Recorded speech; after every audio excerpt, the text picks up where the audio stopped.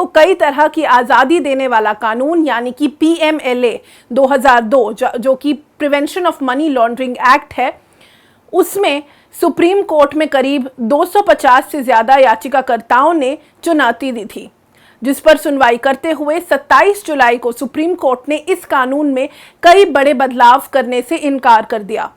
क्या कहता है ये कानून और क्या केंद्र सरकार जांच एजेंसियों का सहारा लेके विपक्षी पार्टियों को निशाना बना रही है, बताएंगे द वायर एक्सप्लेन्स के इस वीडियो में। एनफोर्समेंट डायरेक्टरेट यानी कि ईडी के अधिकारियों ने 31 जुलाई को शिवसेना के राज्यसभा सांसद संजय राउत के घर पर छापेमारी की और उसके बाद उन्हें गिरफ्त में ले लिया। कांग्रेस अध्यक्ष सोनिया गांधी की भी लगातार ईडी के सामने पेशी हो रही है, जिसका विरोध कांग्रेस के कार्यकर्ता सड़कों पर आकर के कर रहे हैं। विपक्षी पार्टियां मोदी सरकार पर आरोप लगा रही हैं कि सरकार ईडी, सीबीआई जैसी एजेंसियों का सहारा लेकर विपक्ष का मुंह बंद करने की कोशिश कर रही है। ऐसे में इस कानून और सुप्रीम कोर्ट के हालिया आदेश को समझने की जरूरत है। PMLA यानी कि prevention of money laundering act 2002 का कानून है, जो कि ईडी को कई तरह के अधिकार देता है। आप समझिए कि ईडी अपनी कार्रवाई के दौरान क्या क्या कर सकती है। इसके प्रावधानों के तहत ईडी के अधिकारी रेड के दौरान बिना अरेस्ट वारंट के गिरफ्तारी कर सकते हैं, सामान जब्त कर सकते हैं और अधिकारियों को दिए बयान को कोर्ट में एडमिसिबल ठहराया जा सकता है। इसके अलावा ईडी एक ECIR फाइल करती है, जो एक तरह से पुलिस के FIR जैसा डॉक्यूमेंट होता है। इस कानून के अनुसार ईडी पर ECIR देने की बाध्यता नहीं है, यानी कि वो ECIR अपने तक रखने के लिए स्वतंत्र है। सुप्रीम कोर्ट ने अपनी सुनवाई के दौरान इस कानून के इन कड़े प्रावधानों को बरकरार रखा है और कहा है कि इस कानून में कोई भी खामियां नहीं है। सुप्रीम कोर्ट ने इस कानून में फाइनेंस बिल के जरिए किए गए बदलाव के मसले को 7 जजों के बेंच को भेजा है। आदेश में क्या कहा गया है ये समझ लीजिए। सुप्रीम कोर्ट ने कहा है कि अपराधी को ECIR देना अनिवार्य नहीं है और गिरफ्तारी के दौरान सिर्फ कारण बताना पर्याप्त है। इसके साथ ही कोर्ट ने कहा है कि ईडी मैनुअल को भी जारी नहीं किया जाना चाहिए, क्योंकि ईडी का ये एक इंटरनल डॉक्यूमेंट है। कोर्ट ने यह भी कहा कि गिरफ्तारी की प्रक्रिया मनमानी नहीं है। साथ ही सुप्रीम कोर्ट ने इस बात को भी बरकरार रखा और कहा कि ईडी के अधिकारी पुलिस अधिकारी नहीं हैं। ईडी पर लगातार सवाल इस वजह से भी उठ रहे हैं क्योंकि पिछले 17 सालों में ईडी ने करीब 5400 मनी लॉन्ड्री मामले दर्ज किए हैं, मगर इनमें अगर कन्विक्शन रेट की बात की जाए तो सिर्फ 23 अपराधियों को ही सजा हुई है। वहीं टाइम्स ऑफ इंडिया की एक रिपोर्ट के अनुसार मोदी सरकार के आने के बाद यानी कि पिछले 8 सालों में ईडी की रेड्स में 27% इजाफा हुआ है, यानी कि बढ़ोतरी हुई है। अभीष्ट, हमें आप ये समझाएं कि सुप्रीम कोर्ट में जो याचिका दायर की गई थी वो किस तरह की अपील कर रही थी और कोर्ट ने उस पर क्या बोला है, और PMLA का जो इस्तेमाल हम देख रहे हैं उसको हम किस तरह से समझें। फिर जो ये प्रेजेंट याचिका कोर्ट में सुप्रीम कोर्ट के सामने फाइल हुई थी, इसमें section 45 of the PMLA act को चैलेंज किया गया था, जहाँ पे ये बोला गया था कि कोई भी ऐसा बंदा जिसने कोई क्राइम किया है या सस्पेक्टेड है of any crime which under section 45, that is in money laundering cases, can be arrested or detained without giving any warrant, and the police can take cognizance, police उसमें cognizance ले सकती है without warrant और उसे detain और arrest कर सकती है। बट इसमें जो सुप्रीम कोर्ट की जजमेंट है उसमें कुछ चीजें जो मुझे प्रॉब्लमेटिक लगी after reading few articles and statement by one of the renowned judges, Justice Madan Gokul sir. So उन्होंने जो चीजें पॉइंट आउट करी है कि इसमें जो ट्विन कंडीशन ऑफ बेल है वो थोड़ी प्रॉब्लमैटिक है, बिकॉज पहले तो इसमें अक्यूज को वर्चुअली ये प्रूव करना है उसके गिल्ट या इनोसेंस के बारे में, और दूसरा कोर्ट को ये जस्टिफाई करना है अक्यूज को कि वो जब बेल पे होगा तो कोई भी ऐसा सिमिलर क्राइम नहीं करेगा। ये प्रॉब्लमैटिक इसलिए है क्योंकि PMLA के अंडर में जब किसी भी बंदे को अक्यूज को समन किया जाता है तो पहले तो उसको ये इन्फॉर्मेशन नहीं होती कि वो अक्यूज की तरह समन किया गया है कि विटनेस की तरह समन किया गया है। दूसरा जो इम्पोर्टेंट पॉइंट है वो ये है कि अरेस्ट के टाइम पे उनको ग्राउंड ऑफ अरेस्ट नहीं बताए जाते। ये एक प्रॉब्लमेटिक फैक्टर है। तीसरा एक प्रॉब्लमेटिक फैक्टर जो सर के हिसाब से है वो ये है कि इसमें जो केस रिपोर्ट्स होती हैं, पीएमएलए के अंदर ईडी की केस रिपोर्ट्स होती हैं, उसका एक्सेस अक्यूज को नहीं मिलता है। So unless and until accused को ये पता नहीं होगा कि वो किस क्राइम में अंदर हुआ है, उसके अगेंस्ट में चार्जेस क्या है, या उसके अंडर में चार्जेस की जो स्टोरी फ्रेम हुई है वो स्टोरी क्या है, तो वो बेल कंडीशन में अपनी कंडीशंस को जस्टिफाई ही नहीं कर पाएगा। तो ये बहुत ज्यादा मुश्किल हो जाता है एक अक्यूज के लिए, और इट बिकम्स ऑलमोस्ट इम्पॉसिबल कि वो अपना इनोसेंस या गिल्ट को प्रूव कर पाए। इसमें सुप्रीम कोर्ट ने एक चीज ऑब्जर्व करी है कि presumption of innocence is not a constitutional right एक accused का, which seems to be scratching the part 3 of the constitution because एक legal maxim है जिसे हम ऐसे रीड करते हैं, e incumbet probatio qui dicet non qui negate, which means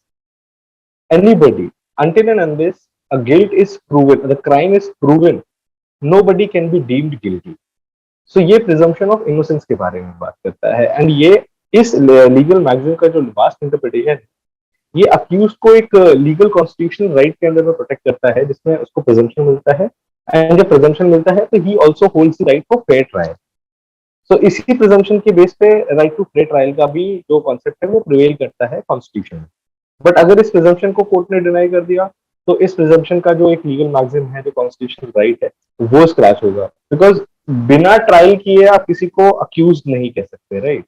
लेकिन यहाँ पे अगर ये प्रिजम्पशन ही खत्म हो गया तो बंदा अरेस्ट होने के साथ ही अक्यूज हो गया और उसको मान लिया गया कि उसने क्राइम किया है।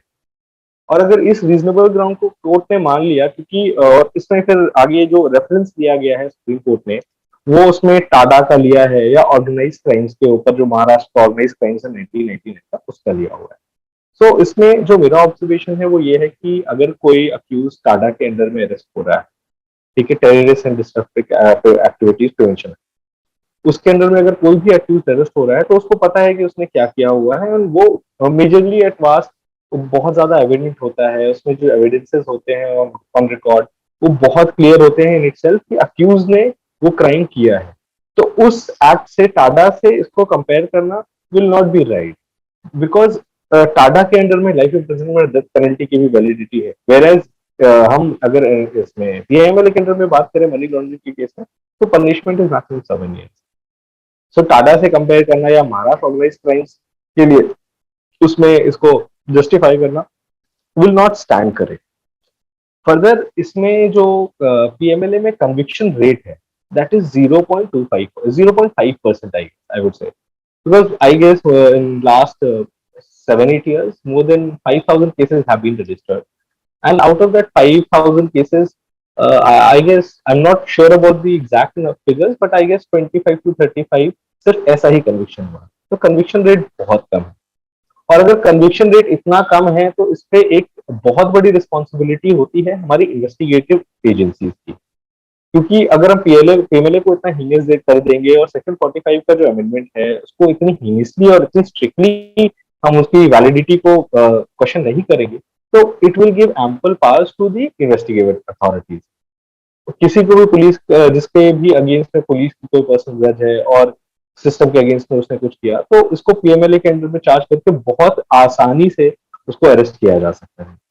मोर ओवर अरेस्ट होने के साथ साथ जब उसके पास केस रिकॉर्ड्स की फाइल नहीं है, प्रिजम्पशन खत्म हो गया है, ठीक है, उसको ये नहीं पता है विटनेस की बुलाया है, समन बुलाया है, तो उसको बेल लेना में बहुत दिक्कत होगी।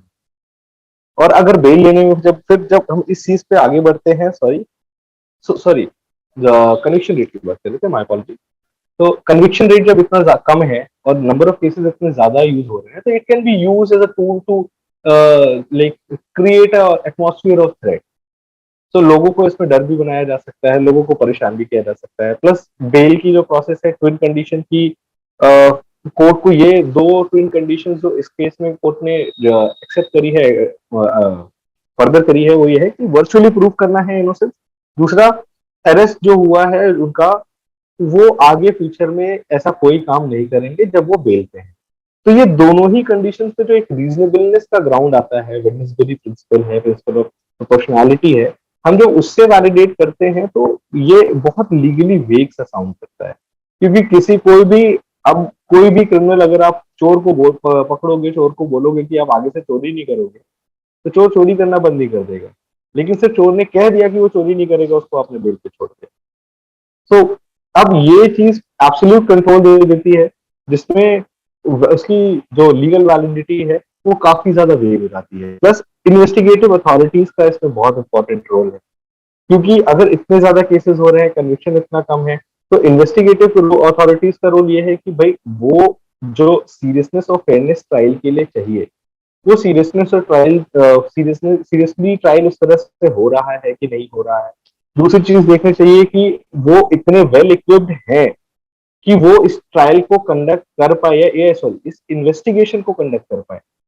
बिकॉज अगर वो इतने वेल इक्विप्ड नहीं है, क्योंकि ये इकोनॉमिक ऑफेंसेस है, एंड एक पुलिस वाला जिसके पास आईपीसी सीआरपीसी की एविडेंस एक्ट की एक थरो नॉलेज होती है, वो इकोनॉमिक ऑफेंसेस को किस तरह से इन्वेस्टिगेट करेगा, ये एक सोचने वाली बात है। तो इसमें जो रीजनेबलनेस टेस्ट है, हमें उसको ध्यान देना चाहिए।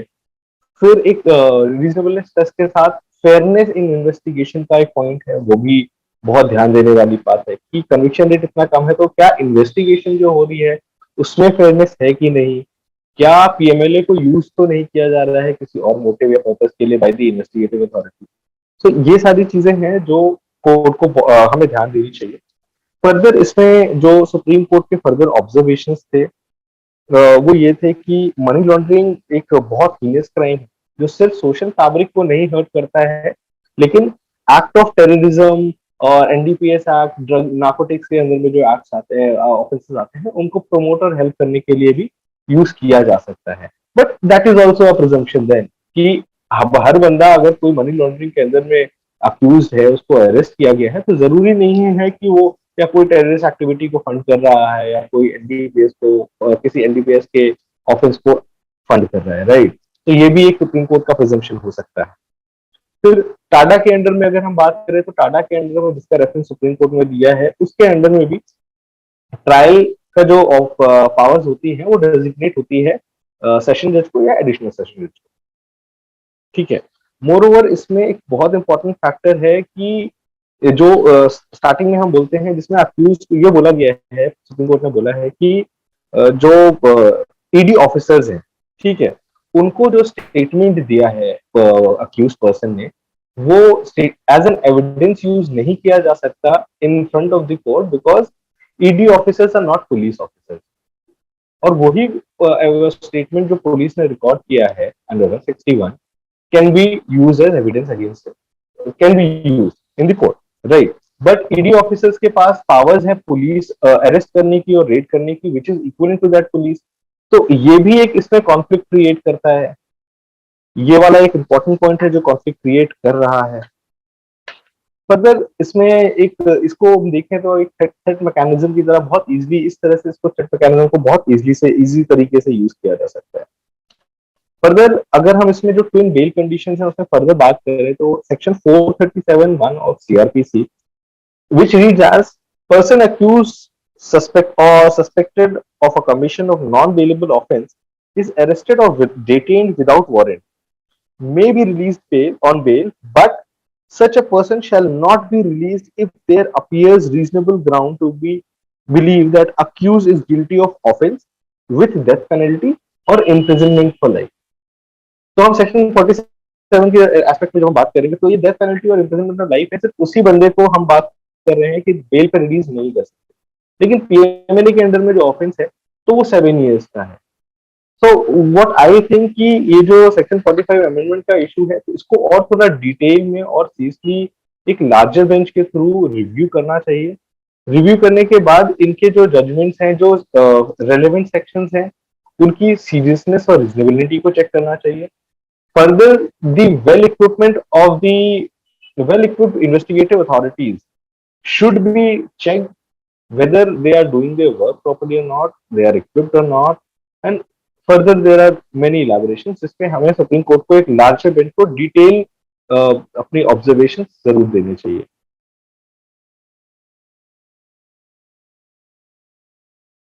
द वायर के और वीडियोस देखने के लिए सब्सक्राइब करें और बेल आइकन पर क्लिक करें। स्वतंत्र पत्रकारिता की आर्थिक मदद करने के लिए डिस्क्रिप्शन में दिए गए लिंक पर जाएं और अपनी राशि चुनें।